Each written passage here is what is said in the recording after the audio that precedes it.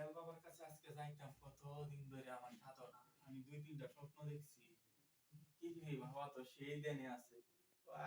আজকে বাবা দরজা ভাঙ দেই, মনটা খুললে কথাটা কই। কতদিন ধরে আমি তো স্বপ্নটা দেখছি। বাবা বইতা আরে তুই আমি আপনার এই যে ওয়াদান ওয়াদান সদর তুই লঙ্গি শিষ্যটা বাহ বাহ আবার আজকে তো বহুদিন ধরে আমি একটা মুশকিলে পড়ে গেছি। কি হয়েছে তো? আমি তো আপনারা খাই না, আপনাদের আমি তো বন জঙ্গলে থাকি।